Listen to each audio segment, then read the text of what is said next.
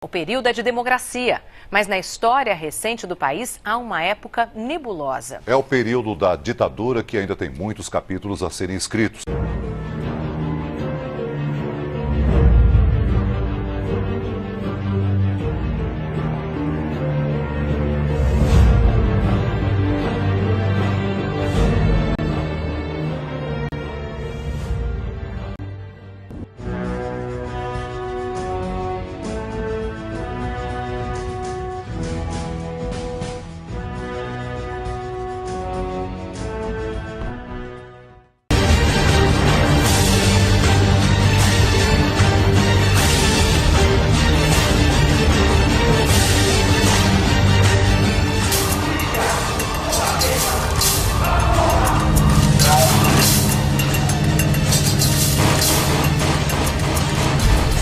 Mas o que a violência policial de hoje tem a ver com a história recente do Brasil?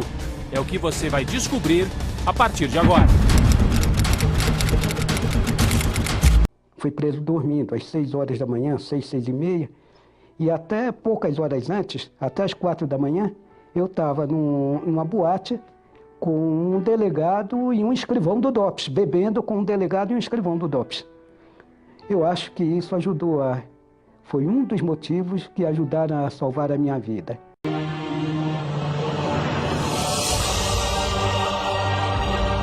E na minha casa foi preso Virgílio Gomes da Silva, o comandante Jonas, que foi quem comandou o sequestro do embaixador americano. E ele foi preso 2h30, 3 horas depois de mim. E eu estava sendo torturado e me suspenderam a minha tortura para torturá-lo. E me levaram para uma sala ao lado e separado apenas por uma divisória e eu, da sala ao lado, eu ouvi matarem o Jonas sob tortura. Então, talvez se ele não tivesse sido preso, o morto tivesse sido eu.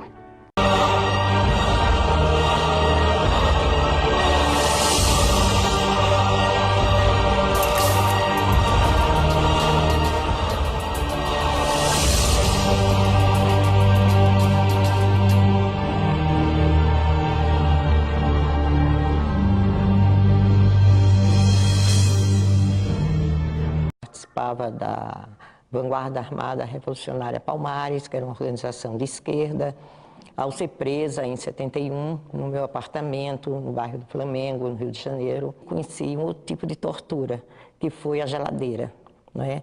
Na geladeira eram as celas criada pela maldade humana, né? que se criou naquela época. As celas eram celas totalmente pretas, de Eucatex. Essas celas a gente ficava emparedada, assim, não podia deitar, porque a cela cabia você em pé, você despida ali, você podia sentar, levantar. E eu fui perdendo a noção do tempo que eu fiquei nessa cela, nessa geladeira. Ela tinha um ar muito gelado, provavelmente um sistema de ar-condicionado, onde você começava a despelar a boca e a sentir uma sensação de perda de líquido. Ali não tinha nem água, nem comida durante todos os dias que eu fiquei na geladeira. Os torturadores, para se divertirem, resolveram torturar em conjunto, mandou um dar a mão ao outro e dava choque na coisa para dar choque nos 3 ao mesmo tempo. Tinha um interrogatório que a gente saía dessa geladeira, dessa cela toda preta, desse emparedamento, a gente ia para uma sala toda branca. Isso parece um delírio, né? Mas é verdade.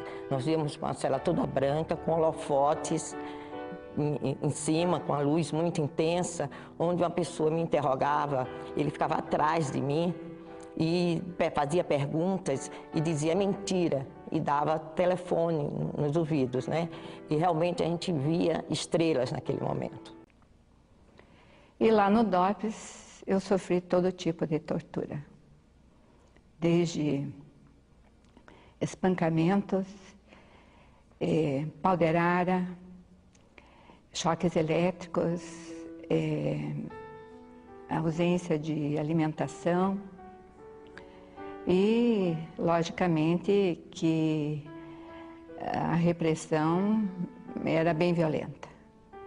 Quer dizer, tanto as mulheres como os homens estavam nus, né, à disposição desses agentes da repressão. Eu fiquei 40 dias na solitária. E diante de toda a tortura, muitas vezes eu pensei que ia morrer. E muito choque, principalmente na região da cabeça, na orelha e na língua, porque aí os teus músculos se contraem e a língua se expande e você morde a língua, estraçalha toda a língua. Então, você mesmo estraçalha a tua língua, a língua fica toda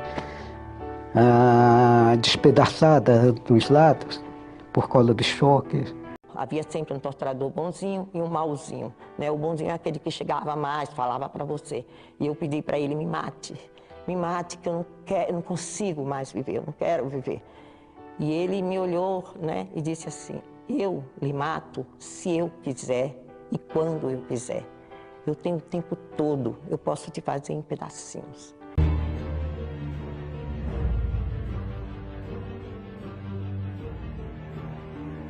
Tortura física acoplada à tortura psicológica. E, logicamente, que a tortura psicológica, ela tem uma profundeza muito maior. Então, essa pessoa que torturava em nome do Senimar, ela conhecia profundamente os dados da nossa organização.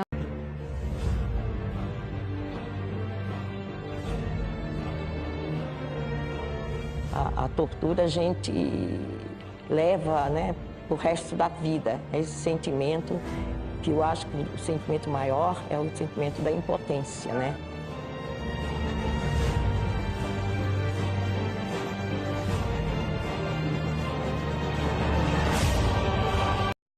Cadeira do dragão.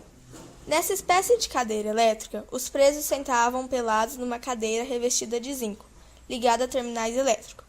Quando o aparelho era ligado na eletricidade, o zinco transmitia choques a todo o corpo.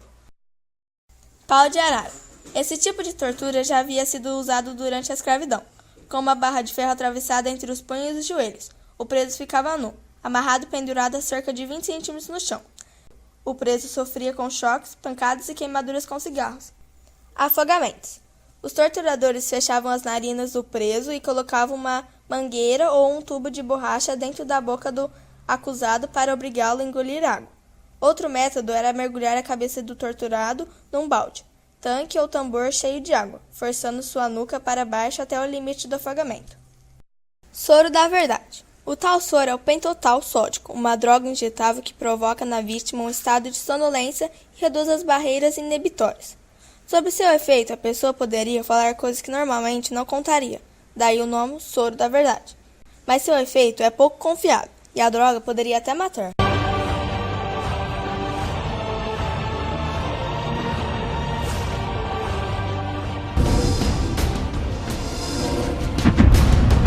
A época em que coronéis de verdade gostavam de oferecer comendas a quem apoiava a tortura. Uma época que o Brasil não pode esquecer.